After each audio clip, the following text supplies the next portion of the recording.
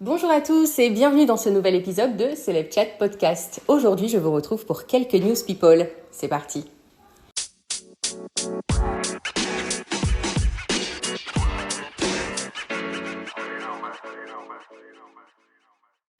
C'était la Fashion Week de Paris et Kylie Jenner a fait bien sûr le tour des défilés. Si je vous en parle, pas parce que je suis fan et qu'il y a des news, mais j'ai quand même trouvé ses looks sublimes, surtout sa longue robe noire au défilé Valentino. Elle est allée avec sa petite Stormy qui portait à peu près la même robe que sa maman. D'ailleurs, beaucoup d'internautes ont réagi en disant que c'était pas la place d'un enfant d'être à un défilé. Un défilé, c'est un endroit plutôt calme. Il y a quand même un peu de musique, ça bouge, les gens discutent les uns avec les autres. Je pense qu'il fallait critiquer, alors les gens ont critiqué. Kylie, elle est aussi sortie d'un hôtel particulier de Paris avec un look qui faisait très penser à Audrey Hepburn et c'était mon look préféré. D'ailleurs, vous pouvez voir les images en question sur mon Instagram, Celeb Chat Podcast. Mais alors, ce qui a fait parler, plus que ses différentes tenues, c'est son make-up, ou plutôt son visage au défilé Jean-Paul Gaultier. Les commentaires ont été très rudes et les gens, en fait, ont tous fait le même commentaire qui dit que Kylie Jenner faisait très très vieille. Alors, je dois vous avouer que c'est la première impression que ça m'a donnée aussi. C'est la première réaction que j'ai eue en voyant son visage au défilé Jean-Paul Gaultier. Je dirais pas qu'elle fait vieille, mais elle fait plus vieille que son âge. D'ailleurs, elle m'a fait penser à Pamela Anderson. Vous savez, l'ancien mannequin, elle a décidé de plus porter de maquillage. Et en fait, Pamela Anderson, elle a été vue à plusieurs événements dernièrement sans aucun make-up, la peau très fraîche. Bon, elle a déjà un certain âge, Pamela Anderson. Donc, forcément, quand elle n'a pas son make-up, on voit ses rides. Et Kylie Jenner lui ressemble énormément lorsqu'elle a moins de maquillage, en fait. D'ailleurs, des dermatologues et des spécialistes en chirurgie esthétique et en médecine esthétique ont décrypté en fait les signes qu'on voyait sur son visage. À un moment, elle a même un petit creux au niveau de la pommette. Et en fait, un médecin expliquait que c'était un endroit où je ne sais pas si c'est de l'acide hyaluronique ou du botox, commençait à disparaître en fait. Et donc, c'était un peu moins bombé. Je trouve ça quand même hyper triste de faire toute cette chirurgie. Quand on se souvient de l'ancien visage de Kylie Jenner, on se rend bien compte qu'il n'a rien à voir avec celui d'aujourd'hui. Bien sûr, elle a pris de l'âge, on change avec l'âge, mais bon, quand même. Elle a fait toutes ces chirurgies pour faire plus vieille que son âge aujourd'hui. Je trouve ça très triste. Parlons maintenant de la famille royale. Je ne sais pas si vous savez, mais la princesse Kate a été hospitalisée pour un problème intestinal. Bon, jusque-là, rien de bien inquiétant. Sauf que ce qui a interpellé les tabloïds anglais, c'est sa période d'hospitalisation de 15 jours, suivie d'une convalescence de 3 mois.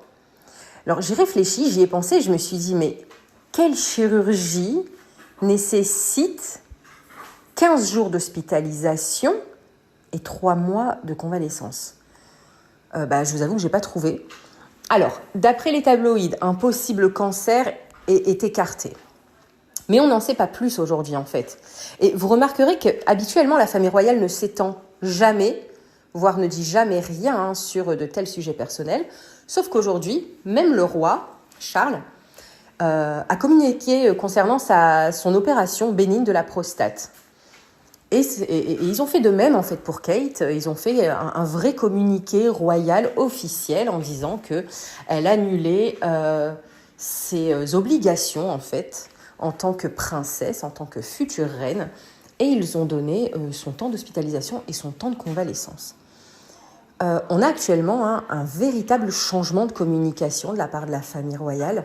Alors bien sûr, il y a eu d'abord Harry qui s'est, avec sa femme Meghan, longuement étendu sur les problèmes rencontrés au sein de ce que eux appellent la firme. Donc il y a eu leur interview chez Oprah, leur série Netflix. Et je pense que la famille royale, par le fait d'avoir communiqué sur leurs soucis de santé, a voulu se rapprocher du public, mais sans pour autant s'étendre sur les sujets. Et au final, je pense que c'est un peu raté parce qu'en fait, ça inquiète plus qu'autre chose.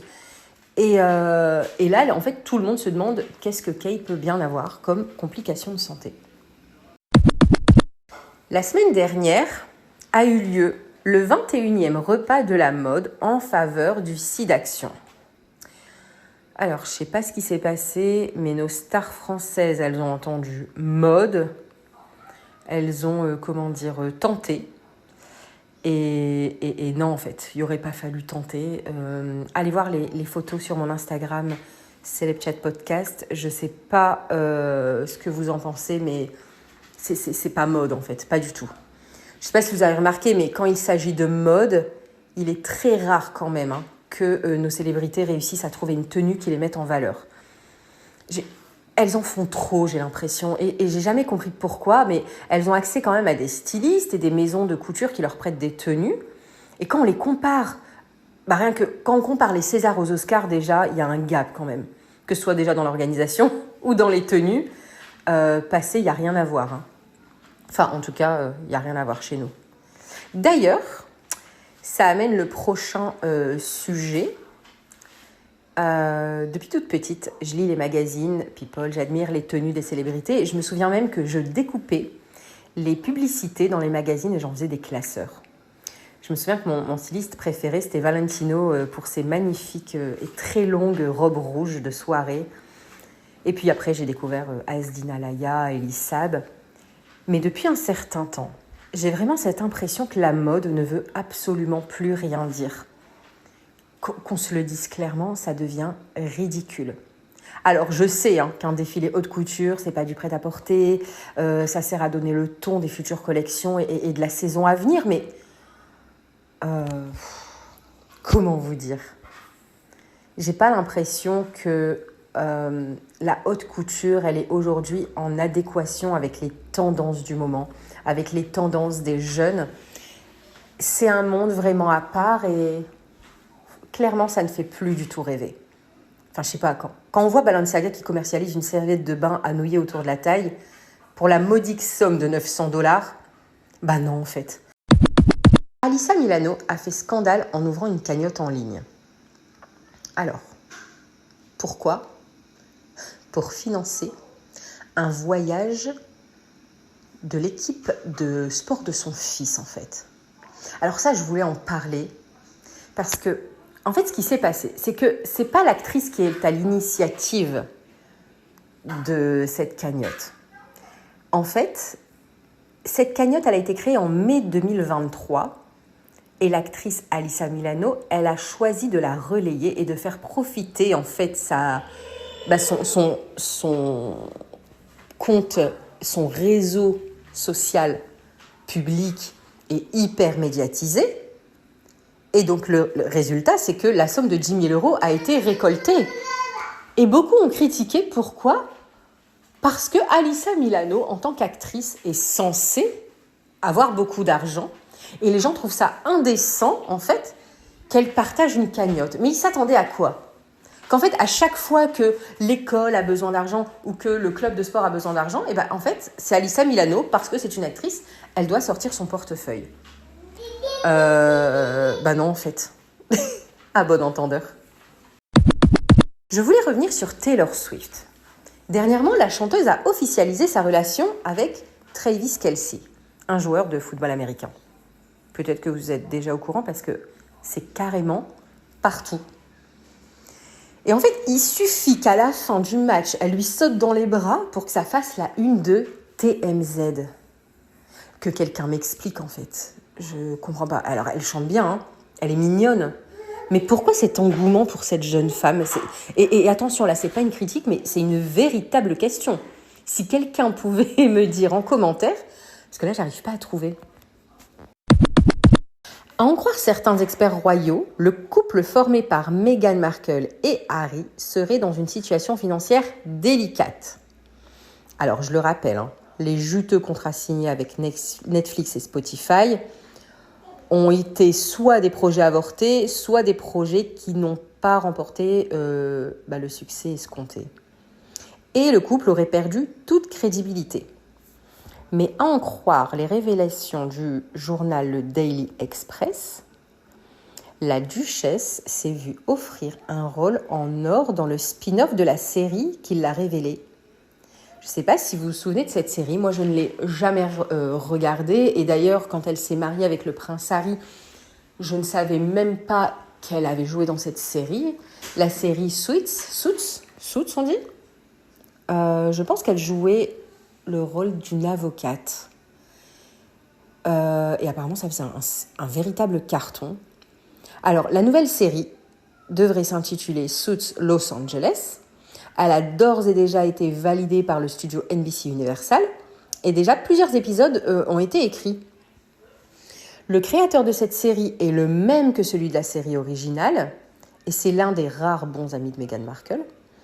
Et les responsables du projet ont également révélé que la duchesse de Sussex s'était vue proposer de réaliser un épisode de la nouvelle série, voire plus si affinité.